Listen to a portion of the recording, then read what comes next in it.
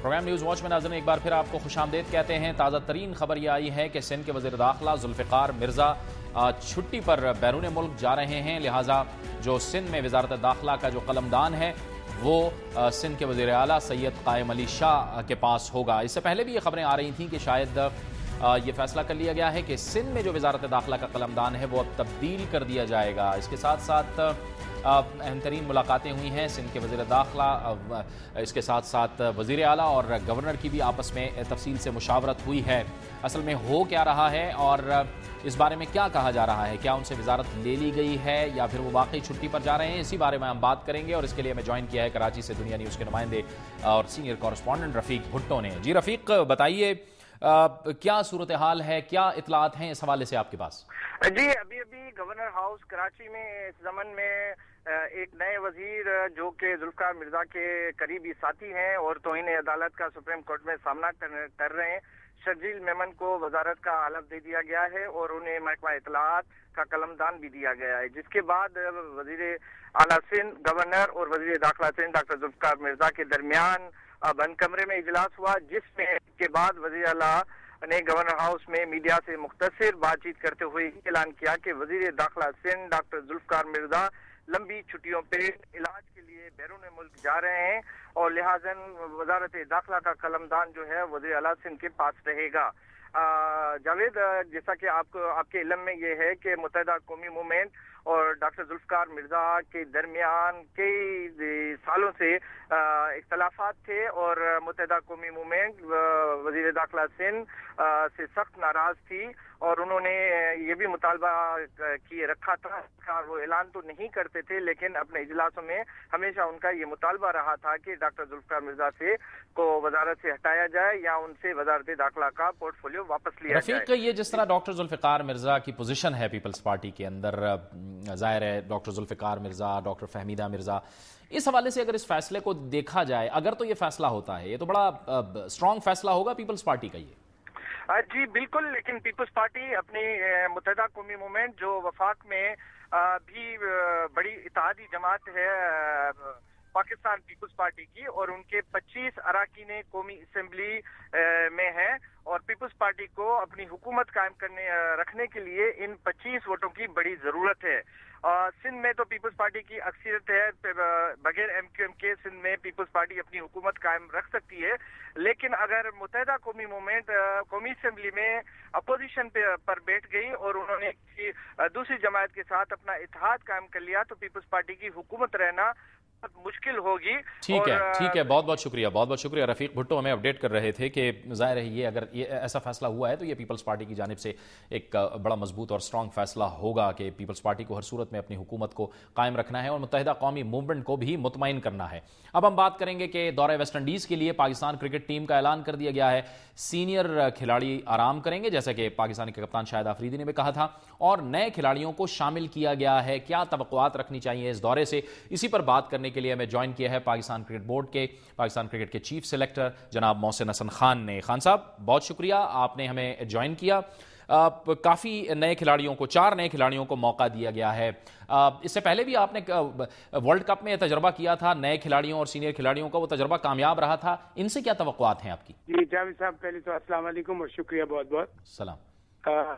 دیکھیے، آپ نے بالکل صحیح کہا، ورلڈ کپ میں ہم نے نئے لڑکوں کو اس کا تجربہ کیا اور ماشاءاللہ بہت کامیاب رہا، اور ہماری یہ کوشش ہے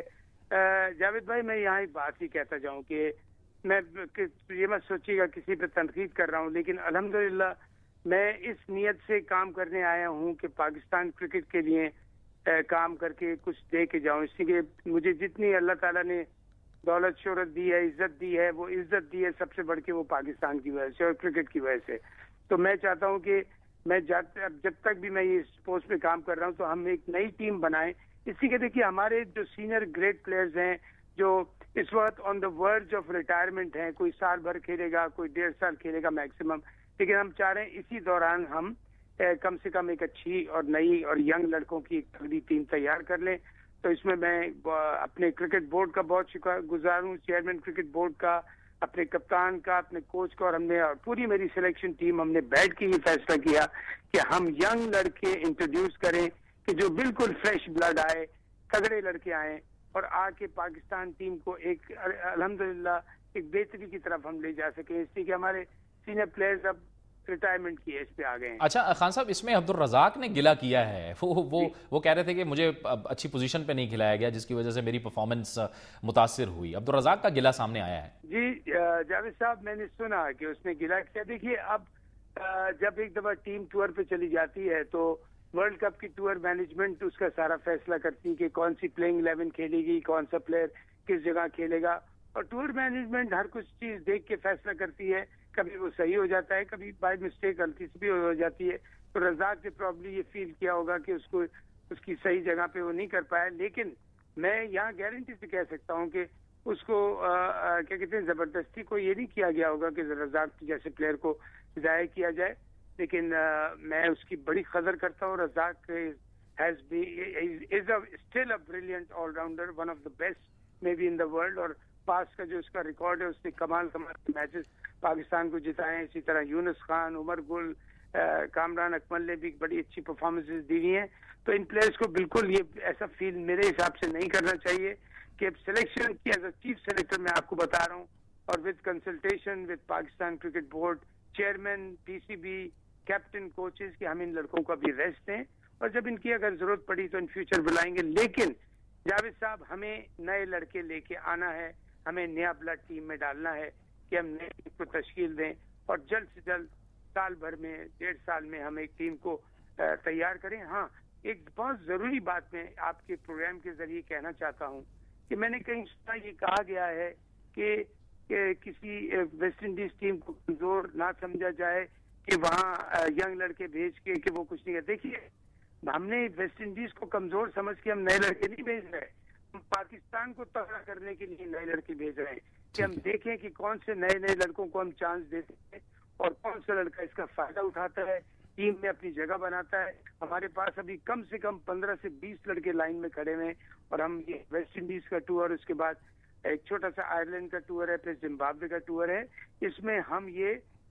10، 12، 14 نئے لڑکے آزما رہے ہیں کہ ہمیں ان میں سے کم 8 سے 10 لڑکے اور اچھے ملیں۔ تو میں خود پرسنلی فیل کرتا ہوں کہ